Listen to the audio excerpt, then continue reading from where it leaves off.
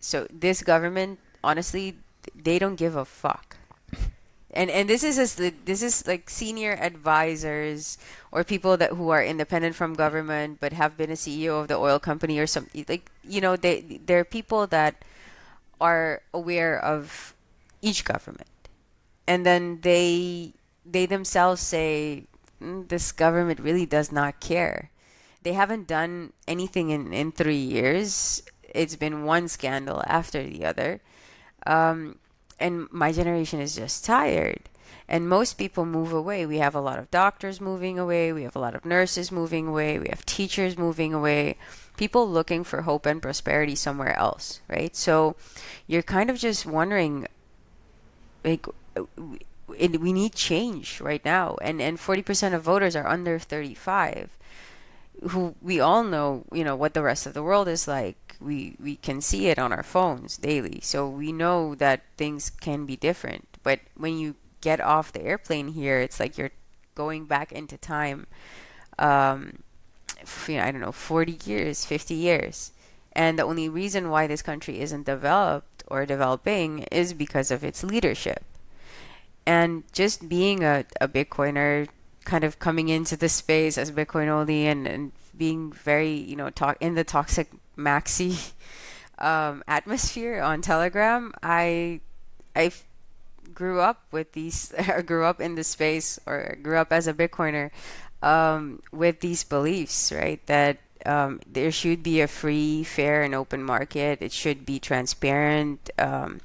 Bitcoin fixes, fix the money, fix the world, basically. So if you change the money for the people and make it completely transparent, and like, for example, government spending can just be online, similar to how El Salvador shows its treasury, right? You can show where spending is going. And I feel a lot in this country politically has been, abused by government. So the state-owned companies, the government institutions, like, for example, our national air carrier has a massive amount of debt, over 100 million, and that's basically because of mismanagement. Because government always, in very nepotistically, put certain people in the board of a company like that, and then abuse their power.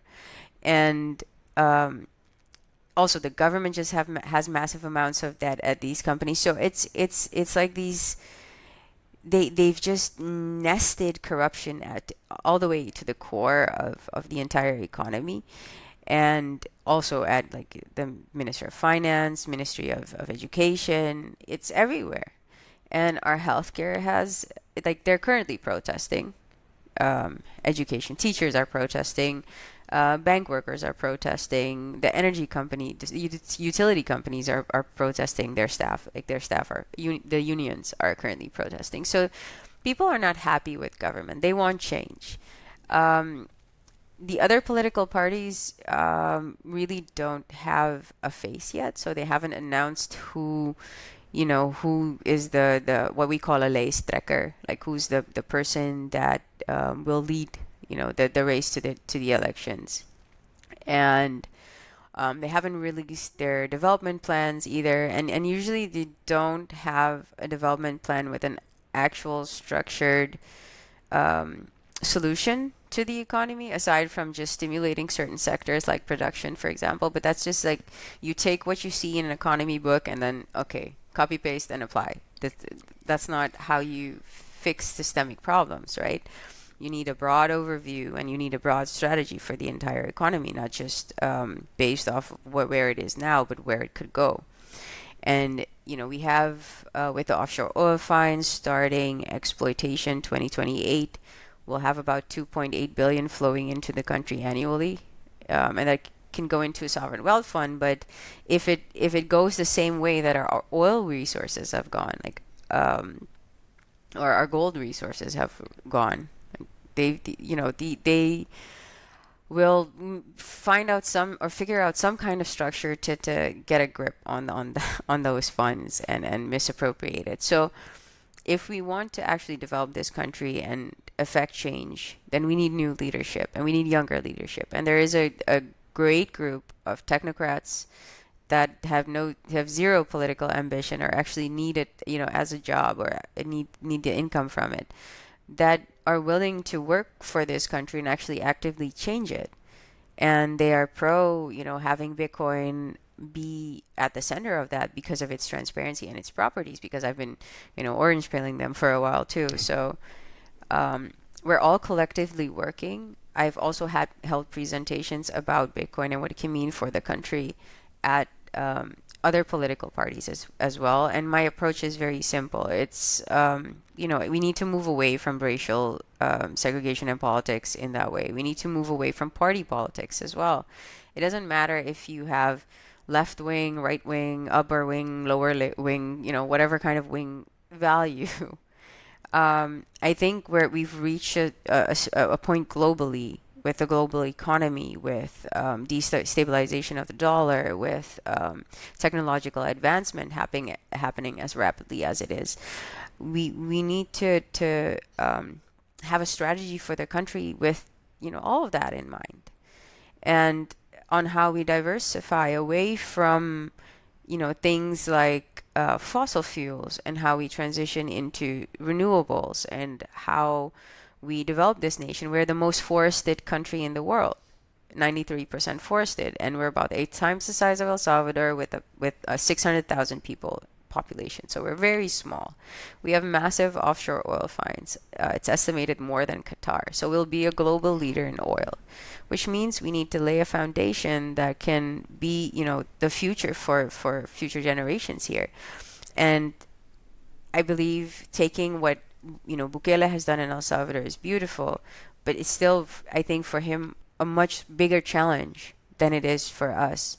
I think with a smaller population, with a smaller footprint in the city, we can affect more change more rapidly than they have there. And we can actually lay the foundation for example, we have enough resources that we don't need to levy taxes. We have enough resources that we can actually, have a form of universal basic income, like a royalty, for example, going directly to the citizens instead of being in some government pot, and then directly flowing to these people that you can use liquid, for example, for that, right? So Bitcoin technology itself is at a point where we can actually implement it in this country and build that new system that we all are in this for. Like when Satoshi started, it was the U.S. system that was broken, but just if you just look at it at now, it's like look at it now. It's like watching the Roman Empire crumble. It's painful to watch, but you can basically see the economy just spiraling out of control, with the massive amounts of money that's being printed, but then also allocated towards war. So to me, it's just you see it inflating, and you know that it's going to have an effect on our economy as well. So we need to diversify away from the U.S. as a a unit of trade. And I honestly see no reason why we should maintain the SRD. It's inflated 50 to 60% annually. Previous governments have changed currency, and I think with the amount of resources we have, the structure that we're modeling, is basically that people will just be able to earn in satoshis, and companies will just have their treasuries in sats. So you'll see your salary increasing in relation to every other fiat currency in the world. You'll see, your treasury increasing, except for when it takes a 38% dive, of course, which happens every now and then. But I actually Bitcoin saved my own companies, because when I saw what was going to happen with the economy, and COVID hit, I saw that it would be happening double. One, we were going to have massive inflation here, and two, the global economy was going to take a hit. So how do you hedge, right? How do you protect your company? So I converted everything to Bitcoin, and that is the only reason why we survived as long as we did. So I see it as a way for people to have a currency that is it's the payment layer of the internet.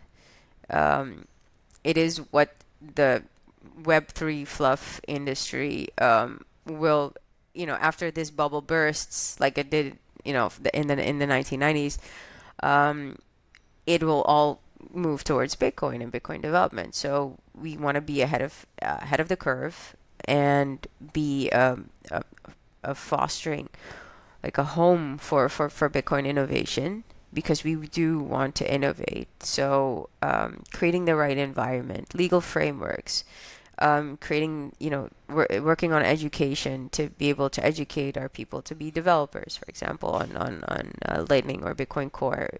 We all know we need more developers in this space. So that creates a job opportunity for our people. It's 600,000, of which not all 600,000 can work. It's the working population is around 140,000. So it doesn't take much to actually diversify and affect change. It's a small economy, 2.8 billion. So you know, attract financial institutions or larger Bitcoin companies that can thrive here with what is missing currently globally is a clear regulatory framework, like clear guidelines, yes, that don't limit privacy, that are not based on the old traditional financial system, but that encourage the growth of a new one, right? So we have that opportunity here. So we want to capitalize on that, make sure that our future generations have a future, especially with just what's happening in AI. It's crazy right now. So the educational system is already archaic, and we have a beautiful people here, which like a beautiful diversity of cultures.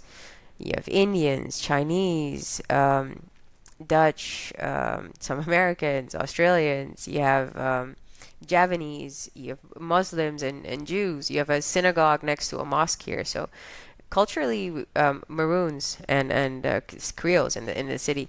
So culturally, we're very diverse. We all eat each other's food, so we all go. You have restaurants of every cuisine here, and we all go out and eat everything. We celebrate each other's holidays, so we have a lot of holidays, and we celebrate all of them together. So we're actually pretty peaceful people in general. Like, we've had like one protest, for example, and they set the parliamentary building on fire, but before that, every protest was peaceful. So in general, we're a peaceful people, pretty laid back, very traditional, very, traditional culture. And I think things like that should be preserved because I think the world is kind of going crazy at the moment. It looks like, sometimes you like you look at the news or you just see what's happening in mainstream media, and you're just like, is this really still happening? Are we not in 2024? Were we not supposed to have flying cars and Star Wars type of shit? Um, where did we go so wrong that our leaders cannot even, stop pretending? Yeah. Stop pretending and like just do what they need to be like doing for their people, like practice what they preach. It's weird to look at it from the outside. We're just used to corruption here and used to it being this bad, but global wars escalating the way they're escalating right now, the amount of printing and subsidizing that is happening in the US, the economy basically, on the verge of collapse, the real estate market on the verge of collapse, and it's like nothing is actually happening. And then when it's happened, then they'll have a narrative for it again. But it's like haven't we seen this I movie know. It's before? deja vu Or constantly. yeah, it's crazy.